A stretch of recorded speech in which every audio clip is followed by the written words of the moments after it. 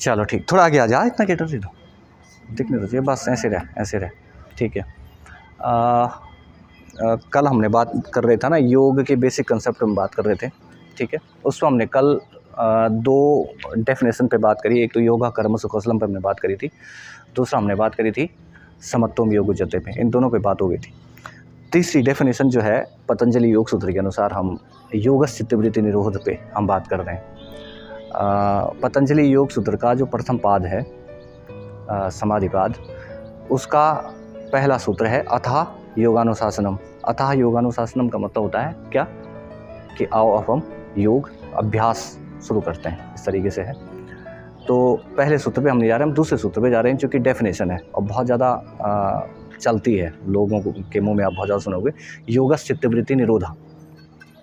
अब योगस्य चित्तवृत्ति निरोधा सिर्फ याद करने से काम चलेगा नहीं, इसको हमें समझना पड़ेगा डीपली कि वो कहना क्या चाह रहे हैं, है ना। यानी कि वो ये कह रहे हैं कि योग को अगर आपको समझना है योग है क्या, तो उसके लिए आपको सबसे पहले तीन जो इसमें शब्द, मेजर शब्दों का जिनका प्रयोग हुआ है, एक तो चित्त का प्रयोग हुआ है, दूसरा इसमें वृत्ति का प्रयोग हुआ है, और उसके बाद उनके निरोध का प्रयोग हुआ है, उनको किस तरीके से आप कम करोगे। तो इन तीनों को पहले हमें एक एक करके समझना पड़ेगा। तो इसके क्रम में हम सबसे पहले समझते हैं चित्त, है ना, कि चित्त है क्या। चित्त क्या है, इसको समझने के लिए आपको सहायता लेनी पड़ेगी सांख्य दर्शन की, है ना। भारतीय षट दर्शनों में, भारत के जो 6 षट दर्शन हैं, उनमें एक मुख्य दर्शन है सांख्य दर्शन। तो सांख्य दर्शन में जो है चित्त को उन्होंने अच्छे से समझाया, जब उन्होंने विकासवाद का सिद्धांत समझाया, विकासवाद का सिद्धांत है उसमें, तो उसमें वो ये कहते हैं कि दो कंपोनेंट को फोकस करो आप। 2 कंपोनेंट है, एक कंपोनेंट का नाम है पुरुष, एक का नाम है प्रकृति। सुने ये नाम पहले, सुने ना, प्रकृति और पुरुष 2 कंपोनेंट है। अब पुरुष शब्द का मतलब जो है आप इस तरीके से मत समझो कि पुरुष का मतलब जैसे आम बोलचाल में हम किसको समझते हैं, मेल को, है ना। तो मेल का मतलब नहीं है पुरुष से, पुरुष का मतलब एक ऐसी ऊर्जा से, एक ऐसी चेतना से है। ये कुल मिला के चेतन एक शक्ति है, लेकिन ये क्या है, गुण विहीन है, इसमें कोई गुण नहीं है, ठीक है। पहले इनका हम मतलब समझ लेते हैं कि प्रकृति और पुरुष क्या है। 2 ऐसी चीज, अभी तक कुछ नहीं है जीवन में, कुछ भी नहीं है ना, कुछ भी नहीं है। जीवन की शुरुआत होने जा रही है। तो जीवन की शुरुआत में क्या होता है कि एक कंपोनेंट आपने कहा जो क्या है, पुरुष है, और एक प्रकृति है। प्रकृति त्रिगुणात्मक है, प्रकृति के 3 गुण हैं, वो क्या है, सतज, रजस और तमस, 3 गुण है प्रकृति के। और चित्त का कोई भी गुण नहीं है, और सॉरी, पुरुष का कोई भी गुण नहीं है, ये गुण विहीन है। लेकिन पुरुष क्या है, पुरुष जो है क्रियावान है, क्रियात्मक है, वो क्रिया कर सकता है। लेकिन जो प्रकृति है वो कोई भी क्रिया नहीं कर सकती। समझो मेरी बात, एक कंपोनेंट है जिसमें गुण है, लेकिन वो क्रियावान नहीं, कि कुछ नहीं कर सकता, जड़ है। जड़ का मतलब जो कुछ नहीं है, जिसमें चेतना नहीं है। लेकिन ये जो प्रकृति, जो पुरुष है, पुरुष में क्या है, ये क्रिया तो कर सकती है, लेकिन इसमें गुण नहीं है। तो जब ये पुरुष किसी भी तरीके से इस जो प्रकृति है, प्रकृति से अटैच होती है, या उसका आभास मात्र इससे होता है, तो उसमें कुछ हलचल होती है, कुछ चेंजेज आते हैं, इसके 3 गुणों में कुछ चेंजेज आते हैं। उन 3 गुणों में जो है चेंज आने के कारण जो है, सबसे पहले एक तत्व की उत्पत्ति होती है जिसका नाम चित्त है, ठीक है, जिसका नाम चित्त है। अब ये थोड़ा सा अगर आपको लग रहा होगा बहुत ही ज़्यादा फिलोसफिकल है ना, तो इसको हम वैज्ञानिक तरीके से समझ सकते हैं। आपने केमिस्ट्री अगर पढ़ी होगी कभी, तो केमिस्ट्री में आपने देखा होगा कोई केमिकल है, तो केमिकल में 3 गुण होते हैं, इलेक्ट्रॉन, प्रोटॉन, न्यूट्रॉन, ये नाम तो सुने ही है। इलेक्ट्रॉन, प्रोटॉन, न्यूट्रॉन होते हैं, लेकिन वो कुछ कर नहीं सकते, वो ऐसे ही। जब उस पर किसी दूसरी चीज़ की रिएक्शन कराई जाती है, सपोज उसको कई बार हम बर्नर पे रखते हैं, लैंप पे रखते हैं, या सनलाइट पे डालते हैं, तो सनलाइट डालने से क्या हो जाता है, उनके इलेक्ट्रॉनों में क्या होता है, मूवमेंट आता है। इलेक्ट्रॉनों में मूवमेंट आने के कारण क्या होते हैं, वो किसी और से रिएक्शन करके कुछ नया कंपोनेंट बनाते हैं। तो सेम यहाँ पे चीज़ें हैं, प्रकृति है, पुरुष है, पुरुष के आभास मात्र से प्रकृति के जो 3 गुण हैं उनमें कुछ हलचल उत्पन्न होती है। उस हलचल के कारण जो है एक नए तत्व की उत्पत्ति है जिसका नाम चित्त है। अब हमें अभी सांख्य दर्शन पे नहीं जाना है, हमें यहाँ पे समझना सिर्फ क्या है, चित्त क्या है। आपको पहली डेफिनेशन मिल जाती है चित्त की, क्या, प्रकृति और पुरुष के संयुक्त रूप से प्रकृति और पुरुष के मिलने से जो पहला तत्व उत्पन्न होता है उसका नाम क्या है? चित्त। क्या है? प्रकृति और पुरुष के मिलने से। ये ध्यान रखना, हर बार पूछा जाएगा चित्त क्या है। चित्त क्या है? प्रकृति और पुरुष के मिलने से जो पहला तत्व उत्पन्न होता है, महत्व तत्व उसको कहा जाता है, उसका नाम चित्त है। एक डेफिनेशन आपकी ये बन गई। अब चित्त में क्या होता है कि चित्त में भी कुछ चेंजेज आते हैं, जिससे, या आप ये भी कह सकते हो कि चित्त में 3 चीज़ें विद्यमान और होती हैं, जिनका नाम है मन, बुद्धि और अहंकार। मन, बुद्धि और अहंकार। तो आपको दूसरी डेफिनेशन क्या मिल जाती है कि चित्त क्या है? मन, बुद्धि और अहंकार का संयुक्त रूप। ये चाहे तो आप रट लो। 2 डेफिनेशन आपको चित्त की मिली हैं। पहली डेफिनेशन आपको मिली है प्रकृति और पुरुष के, लिख लो, चित्त। चित्त क्या है? प्रकृति और पुरुष के मिलने से जिस महत्व तत्व की उत्पत्ति होती है,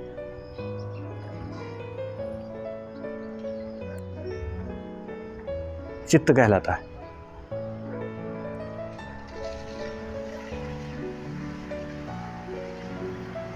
ठीक है। इसके बाद दूसरी डेफिनेशन इसकी लिखना, मन, बुद्धि और अहंकार। मन, बुद्धि और अहंकार के संयुक्त रूप को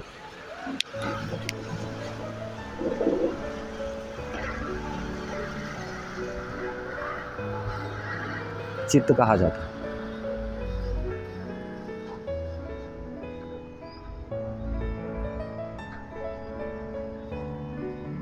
चलिए ठीक है, यहाँ तक तो अब हम समझ चुके हैं कि चित्त क्या है। अब समस्या ये है कि लोगों का फिर ये बोलना है कि चित्त है कहाँ पर, आपके शरीर में कहाँ पे है चित्त, है ना। तो उसमें अलग अलग विद्वानों का अलग अलग मत है। कुछ लोगों ने कहा कि जो हमारा मस्तिष्क है, क्योंकि हम सोचते इससे, इसलिए चित्त है। लेकिन ये भी जो है सब लोग इससे सहमत नहीं हुए। कुछ लोगों ने कहा कि हमारा हृदय में चित्त है, कि हमारा जो है हृदय, क्योंकि पूरी बॉडी का संचालन करता है, तो इसलिए ये चित्त है।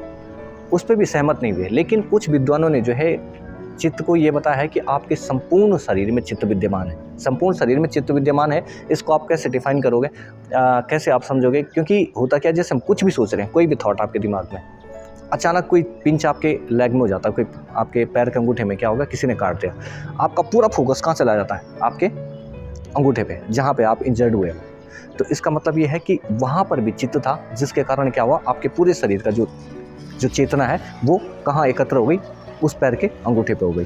तो इसलिए जो है इसमें बहुत ज़्यादा कंट्रोवर्सी है, किसी को एग्जैक्ट इस बात का आभास नहीं है, लेकिन फिर भी ज़्यादातर विद्वानों ने ये माना है कि आपके संपूर्ण शरीर में चित्त जो है विद्यमान है। ठीक है। और चित्त, इसका जो स्वरूप कैसा है, कई बार पूछते हैं कि चित्त का स्वरूप कैसा है। तो चित्त का जो स्वरूप है वो एकात्म है। एकात्म का मतलब होता है जैसे ये पानी है, ये नदी है ना, ये विशाल एक समुद्र है। तो आप देखोगे कि जब पानी का स्पेस कम होता है तो उसमें मूवमेंट होती है। लेकिन आपने तालाब देखे होंगे, बड़े बड़े तालाब, वहाँ पे आप देखोगे एकदम शून्य की अवस्था, पानी आपको लगता है कि चल नहीं रहा, बिल्कुल एक रुका हुआ है। तो चित्त का जो वास्तविक स्वरूप है वो क्या है, उस बड़े समुद्र की तरह है जिसमें कोई मूवमेंट नहीं है, एकदम शून्य स्वरूप है। वो अभी तक जो है उसको कुछ भी पता नहीं है, न किसी चीज़ का, ना दुख का ना सुख का। चित्त क्या है, एक आसमान की तरह, जैसे आकाश है पूरी तरीके से ऐसी है। ठीक है। तो ये आप समझ गए चित्त क्या है, चित्त का स्वरूप क्या है। ये 3 सवाल आपसे पूछे जाते हैं बार बार, है ना। चित्त की 2 परिभाषा आपने समझी, और चित्त का स्वरूप आपने समझा, और चित्त की स्थिति आपने समझी, जो कि पूरी तरीके से क्लियर नहीं है। ठीक है। इसके बाद अब हम आते हैं किस पे, वृत्ति पे, कि वृत्ति क्या है। ये तो हम चित्त समझे। वृत्ति क्या है, इसको, वृत्ति का मतलब क्या था, वृत्त शब्द से इसकी उत्पत्ति हुई ना। वृत्त का मतलब क्या होता है, कोई सराउंडिंग्स, जहाँ पे हम खड़े हैं, अगर हमें चारों तरफ से सराउंड्स किसी ने कर लिया तो उसको कहा जाता है वृत्त, है ना। यानी कि आप किसी चीज़ से जब घिर जाते हो तो वो वृत्त है। ठीक है। तो वृत्त से वृत्ति बनी है। वृत्ति को अगर आप सिंपल भाषा में किसी को समझाना चाहो तो फ्लो ऑफ थॉट, विचारों का प्रवाह। वृत्ति क्या है, विचारों का प्रवाह, है ना। यानी कि हम किसी चीज़ पे फोकस्ड हैं, लेकिन उसी बीच जो है हमें अलग अलग ख्याल। आपने कभी भी देखा होगा कि आप कभी अपने आप को रीड करना कि दिमाग में चल क्या रहा है, चलते चलते आप अकेले हो, अलग अलग थॉट, कभी एक थॉट पे फोकस नहीं होते। कभी घर की याद आती है, कभी स्कूल की आती है, कभी कॉलेज की आती है, कभी यार कल क्या होने वाला, कभी कल क्या हुआ था, इतनी बहुत तेज़ है ना। ये बताया जाता है कि लगभग 1 मिनट में जो है 70,000 थॉट जो है आदमी के दिमाग में आते हैं 1 मिनट में, ठीक है। और उनमें केवल हमें वही थॉट याद रहते हैं जो स्ट्रांग होते हैं, उसके बीच बीच में कहीं बहुत ऐसे थॉट रहते हैं जो बहुत पुराने हैं, हमें पता नहीं चलता कि वो चल रहे हैं, ठीक है। तो वृत्ति क्या है? फ्लो ऑफ थॉट, विचारों का प्रवाह लिख दो। वृत्ति क्या है?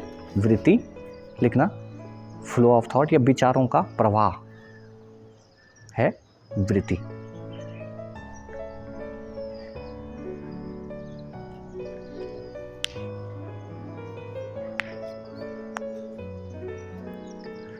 ठीक है। अब होता क्या है कि जब चित्त की उत्पत्ति हुई, तो चित्त की उत्पत्ति होने से किसी शांत समुद्र है, सब वो समुद्र तो बन गया, लेकिन उस समुद्र में अभी तक कोई लहरें नहीं है। वो लहरें कहाँ से आती? लहरें कहाँ से आती? अगर आपने उस समुद्र में कोई हल्का सा कंकड़, आपने कोई कंकड़ उठाया, उस पानी में मार दिया, पानी में मारा, तो क्या देखा आपने? लहरें उठी, बहुत सारी लहरें उठी। वो लहरें जो है पानी की चारों तरफ भागी। तो क्या हुआ कि आपने उस चित्त की जो शांति थी, उस शांति को भंग करके उसमें क्या करा? लहरें उठा दी।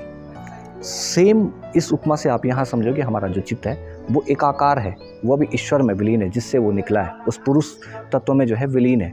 उससे भले ही थोड़ा सा अलग हो गया, उसने अपना एक स्वरूप जरूर ले लिया है, लेकिन उसका अभी भी जो प्रोसेस है, उसका जो अभी भी कार्य करने का तरीका वो पुरुष की तरह ही है, जो क्या है? क्रियात्मक नहीं है। जैसे ही थॉट रूपी या विचार रूपी जो कंकण है, विचार जो है ना, वो उस चित्त में प्रवेश करता है, तो उसमें भी ऐसे लहरें उठनी शुरू हो जाती हैं। समझ रहे हो? कोई छोटा सा बच्चा जिसको कुछ भी पता नहीं, लेकिन उसको आपने पिंच करा तो उसको पहली बार आभास हुआ, पिंच कुछ हुआ, वो तब रोया, है ना। तो सेम स्थिति यही है कि जब आपके चित्त की उत्पत्ति होती है तो वो बिल्कुल निर्विकार है।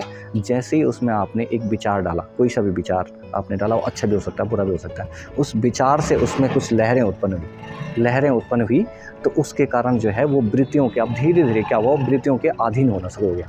वृत्तियों का मतलब हमने कहा सिंपल भाषा में थॉट, विचारों के अधीन हुआ, और उन विचारों से फिर हमने क्या किया? धीरे धीरे चीज़ों को उत्पन्न को शुरू किया। तो उसमें जो है जैसे अहंकार है, तो 3 प्रकार के अहंकार बताए गए हैं, सतस, रजस, तमस, है ना। सतस क्या है? एक प्यूरीफाई फॉर्म है, लेकिन फिर भी वो है तो विचार ना। आप बहुत अच्छा सोच रहे हो, आप बहुत अच्छा विचार आपके दिमाग में है, लेकिन है तो थॉट ना, उससे आप मुक्त नहीं हो सकते। वैसे राजसिक है, राजसिक विचार क्या है? उसमें आप जो है अपने आप को मतलब कंफर्ट करने की कोशिश करते हो कि अच्छा खाना, अच्छा पहनना, ये सब चीज़ें विचार उसमें होते हैं। और तामसिक तो वो होता है जिसमें हम किसी का हानि में करते हैं। खैर, इस पे हम नहीं जाएंगे, उस संघ के दर्शन का जिस दिन विकासवाद पे बात करेंगे, इन सब पे हम उस दिन जाएंगे। अभी हम योग चित्तवृत्ति निरोध की बात कर रहे हैं, तो हम इसमें 2 चीज़ों को समझ गए हैं कि चित्त क्या है ना।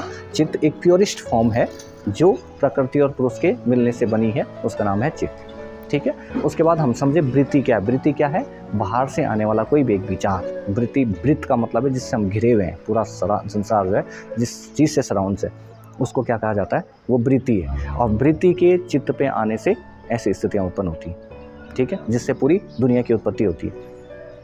अब योग क्या है ये हमें समझना है। जब उस चित्त को हम इन वृत्तियों से फिर से मुक्त कर लें, वो वापस कैसा हो जाए? आसमान जैसा हो जाए, जिसमें कोई भी एक छिद्र ना हो, वो उस समुद्र जैसा हो जाए जिसमें कोई लहरें नहीं है, यानी कि वापस वो अपने स्वरूप में।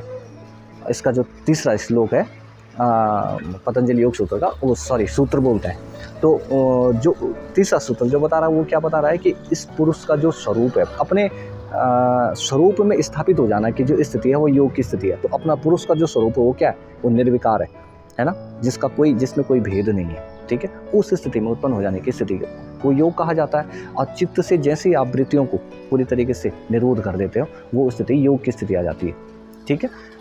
अब अगला पॉइंट इसमें क्या आता है कि निरोध क्या है? निरोध का मतलब है वृत्तियों को लगातार कम करते जाना, ठीक है, और एक बार जो है उन वृत्तियों को पूरी तरीके से समाप्त करके वापस चित्त की स्थिति को धारण कर देने की स्थिति योग है। अब हमें समझने हैं कि वो कौन कौन से उपाय हैं जिनसे चित्त की वृत्तियों का निरोध किया जा सकता है। यहाँ तक कोई डाउट, मतलब बोर तो नहीं हो रही ना? तो समझ में आ रही चीज़ें? ये 3-4 जो मैंने आपको वो की पॉइंट बताए, इनको आप याद करना, ध्यान रख देना, ठीक है। जैसे जैसे आप इनको दोहराते जाओगे ना, जैसे आपसे कोई वार्तालाप होती जाएगी, लोग उनसे आपसे पूछते जाएंगे, तो वैसे वैसे आपके अपने मतलब इनको कैसे डिफाइन करना आप समझते जाओगे। अभी मेरी बात आप समझ चुके हो ना, बोलना क्या चाह रहे हैं कि चित्त क्या है वो हम समझ चुके हैं, है ना। चित्त पहली फॉर्म में कुछ नहीं है दुनिया में, कुछ भी नहीं है दुनिया में। कुल मिला के एक ऐसी स्थिति है कि भाई जड़ तत्व है जिसमें कोई चेतना नहीं है, कुछ भी नहीं है ना।